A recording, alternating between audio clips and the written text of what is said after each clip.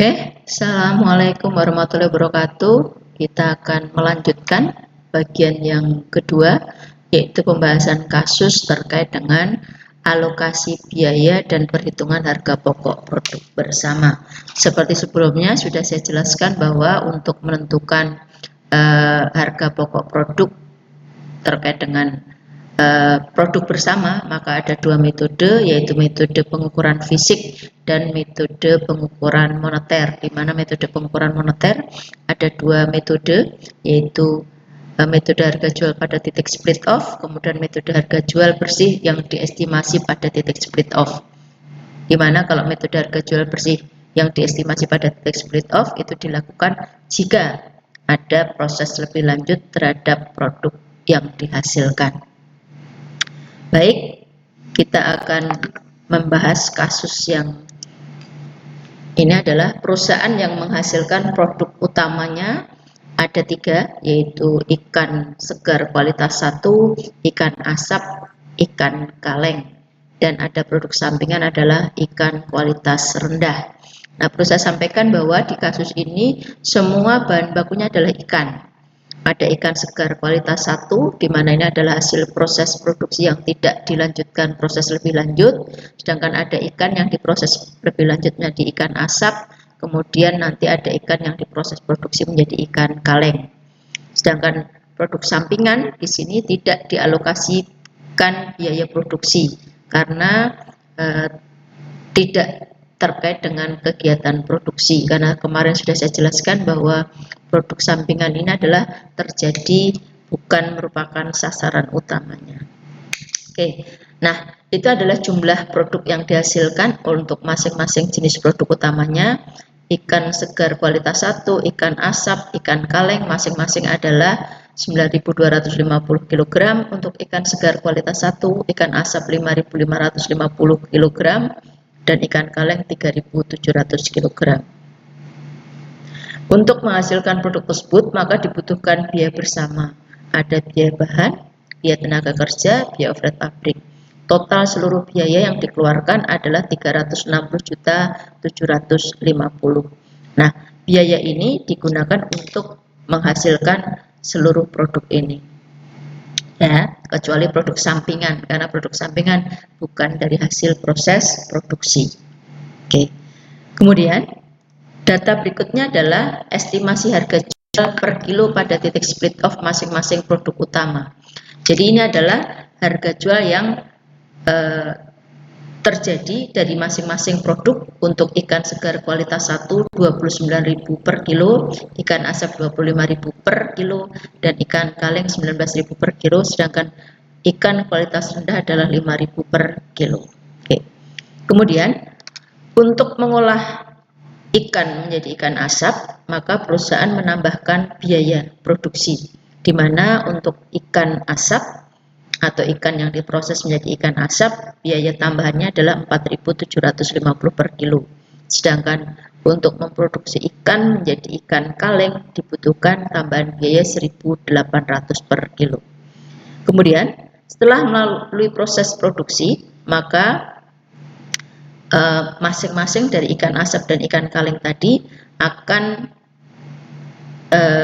memiliki nilai jual yang diestimasi. Untuk ikan asap menjadi 31.000 per kilo, sedangkan ikan kaleng menjadi 24.000 per kilo.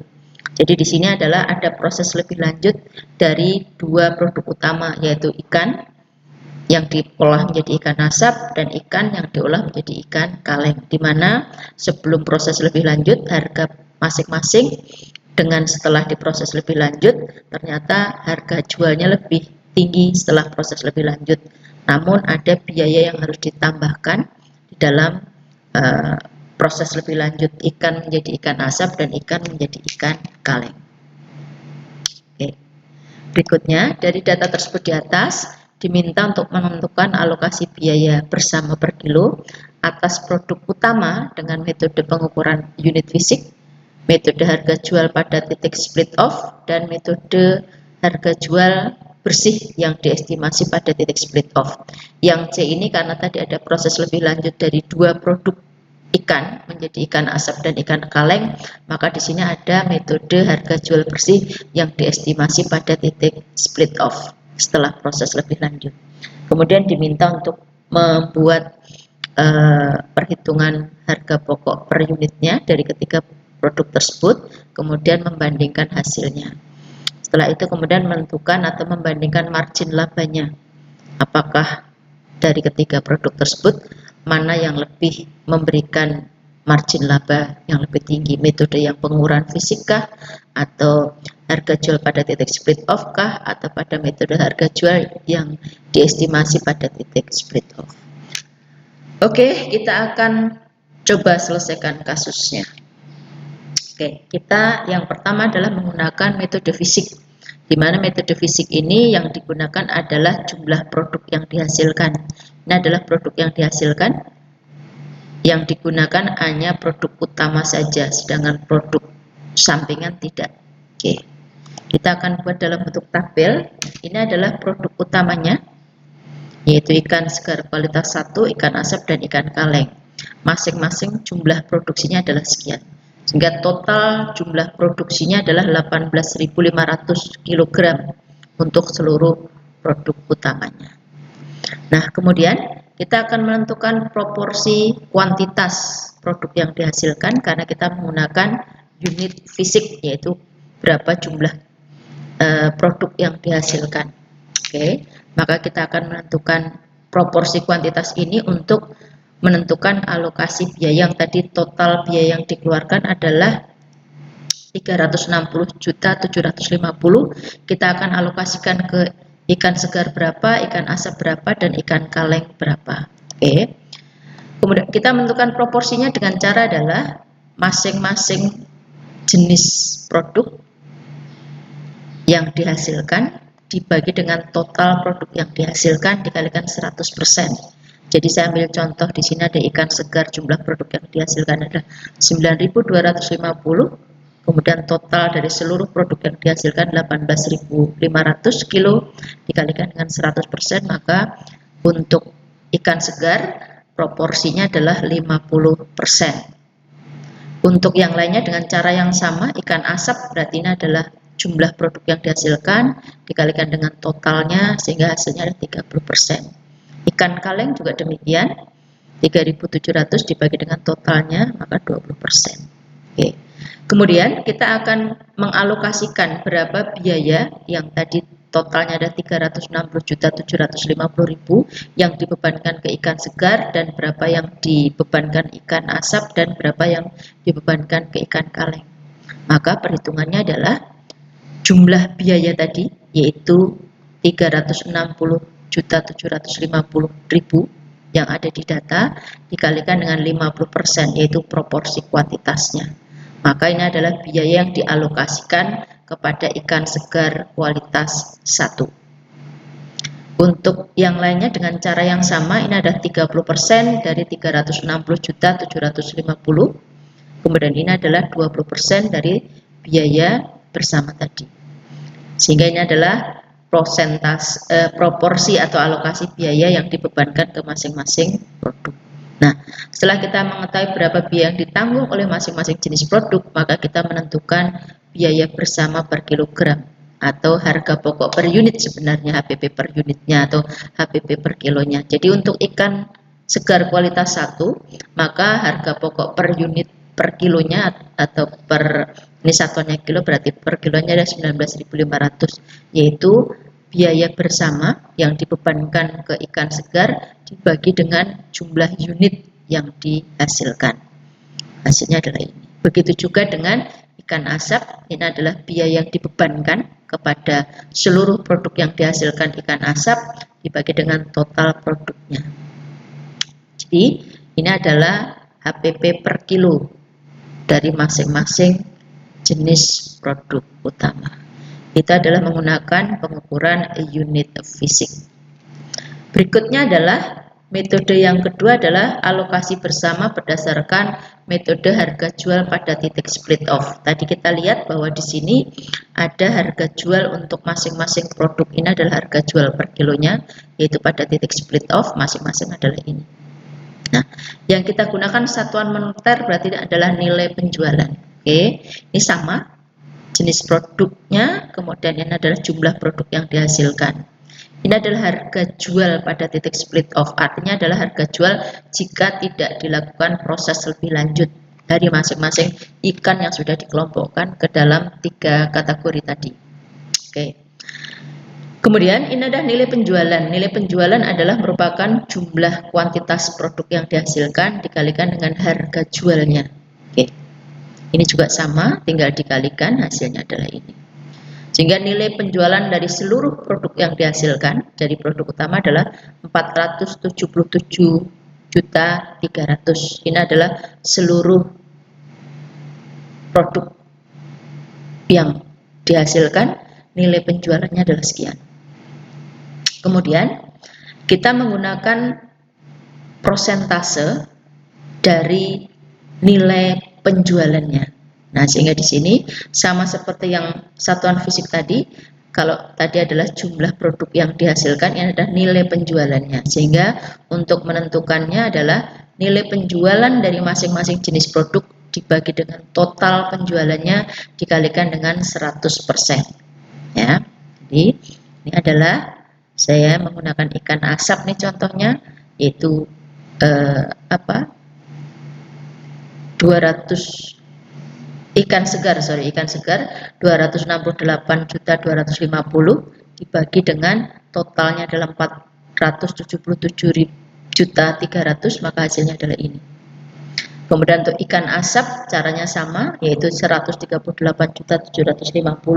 dibagi dengan, maka hasilnya adalah 29. Proporsi nilai penjualan inilah yang nanti akan digunakan untuk menentukan alokasi biaya kepada masing-masing jenis produk. Berapa bagian yang dibebankan kepada masing-masing produk dari total biaya yang sudah dihitung tadi, yaitu 360.750.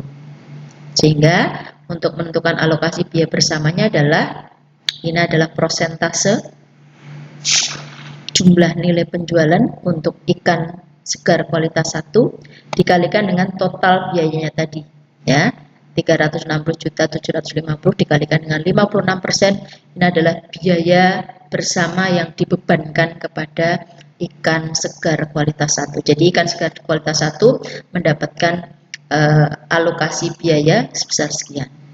Kemudian untuk ikan asap dengan cara yang sama, berarti dia mendapatkan bagian 29% dari total biaya yang tadi dikonsumsi secara bersama-sama, hasilnya adalah ini.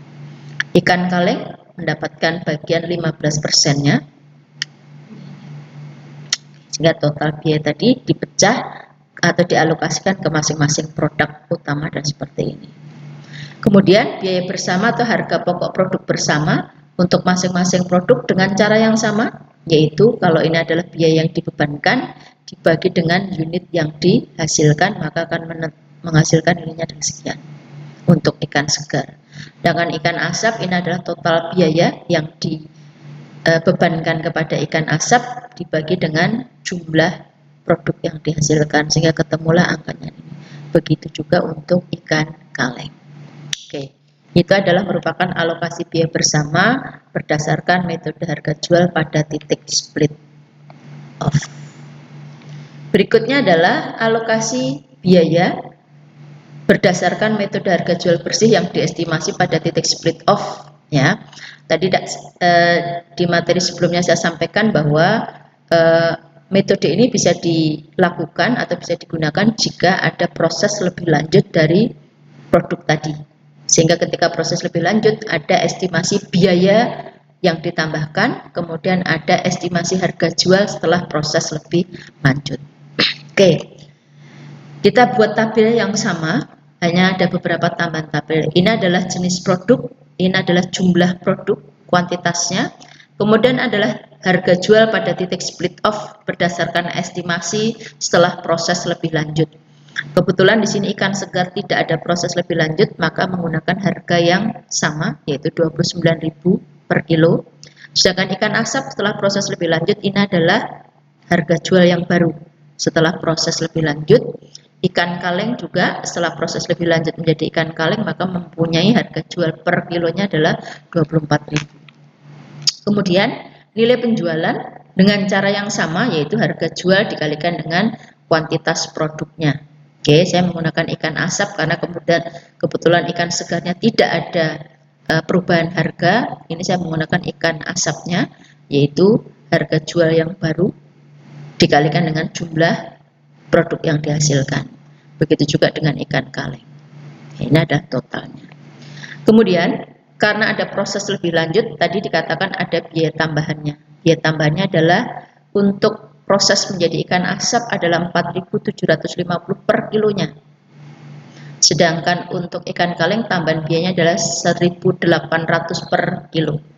Sehingga kalau kita hitung seluruhnya maka menghasilkan biaya tambahan untuk ikan asap adalah 26.362.500, yaitu dari tambahan biaya per kilo dikalikan dengan jumlah ikan asap yang dihasilkan 5.550 kilo. Nah, ini adalah biaya yang ditambahkan. Ikan kaleng juga demikian, per kilonya ada tambahan biaya 1.800, sementara produk yang dihasilkan adalah 3.700 kilo, sehingga biaya tambahannya adalah sekian. Total biaya yang ditambahkan ada 33.022.500. Oke. Ini adalah nilai penjualan bersih ya, nilai penjualan bersih. Di sini nilai penjualan bersih itu adalah merupakan nilai penjualan setelah dikurangi dengan biaya tambahan. Karena ikan segar kualitas 1 tidak ada, maka di sini sama nilai penjualannya. Sedangkan untuk ikan asap ini adalah nilai penjualan dikurangi dengan biaya tambahan, sehingga di sini adalah nilai penjualan bersihnya. Ya, nilai penjualan bersih yaitu penjualan setelah dikurangi dengan biaya tambahan.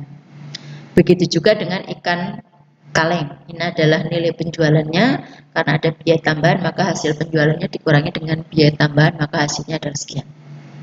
Oke. Sehingga nilai penjualan bersih totalnya adalah 496.777.500. Dijumlahkan semua. Kemudian kita akan cari proporsinya. Proporsinya didasarkan pada nilai penjualan bersih. Ya, dengan cara yang sama yaitu nilai penjualan bersih ini dibagi dengan total maka hasilnya ada 54%. Kemudian untuk ikan asapnya 145.687.500 dibagi dengan totalnya 29%. Begitu juga dengan ikan kaleng. Nah, berdasarkan persentase inilah kita akan melakukan alokasi biaya kepada masing-masing produk. Ya, tadi produk bersama biaya bersamanya adalah 360.750, maka sekarang ini adalah persentasenya untuk ikan segar kualitas 1 mendapat bagian 54% dari 367.750. Untuk ikan asap mendapatkan bagian 29%, berarti ini dikalikan 29%. Untuk ikan kaleng 17%. Oke. Nah, berikutnya di sini ada total biayanya. Total biaya ini adalah merupakan penjumlahan ya, penjumlahan dari alokasi biaya bersama ditambah dengan jumlah biaya tambahan. Ya, oke. Karena ikan segar tidak ada, maka dia tetap, sedangkan ini ada tambahannya. Ya, untuk ikan asap dan ikan kaleng ditambahkan dengan biaya tambahannya. Nah, total biayanya adalah sekian. Kemudian untuk menentukan biaya bersama, maka di sini akan dihitung yaitu dari alokasi biaya bersama ini masing-masing dibagi dengan produk yang dihasilkan. Ini adalah biayanya masing-masing dibagi dengan hasilnya adalah ini. Oke. Ya. Oke. Untuk biaya bersama ini belum diperhitungkan biaya tambahan karena hanya ini saja. Karena tadi biaya tambahnya dikurangi di sini ya. Sehingga yang dipakai di sini hanya berdasarkan nilai penjualan bersihnya saja. Oleh karena itu, untuk menentukan HPP per unit setelah ada biaya tambahan, maka akan dibuat tabel seperti ini. Ya. Untuk ikan asap ada biaya tambahnya sekian, sehingga HPP-nya adalah sekian. Untuk ikan kaleng ada biaya per kilonya adalah sekian, sehingga HPP-nya adalah sekian. Ini sekaligus juga saya tampilkan untuk perbandingan kalau menggunakan metode yang fisik dan metode jual pada titik split off dan metode harga jual bersih yang diestimasi pada titik split off. Jadi kalau kita lihat untuk menggunakan metode fisik, HPP per unitnya sama semua dari 3 produk utamanya. Sedangkan kalau menggunakan metode harga jual pada titik split off, ini adalah HPP per unit dari masing-masing produk. Sedangkan ini adalah kalau menggunakan metode, yaitu metode harga jual bersih yang diestimasi pada titik split off masing-masing, HPP-nya adalah sekian. Nah, bisa dilihat perbandingannya seperti itu. Ya, itu adalah perbandingannya.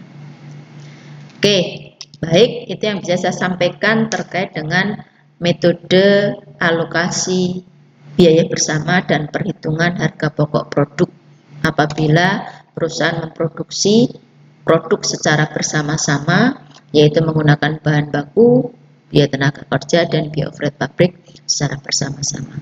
Demikian, terima kasih. Semoga dapat memberikan pemahaman tentang perhitungan harga pokok produk bersama.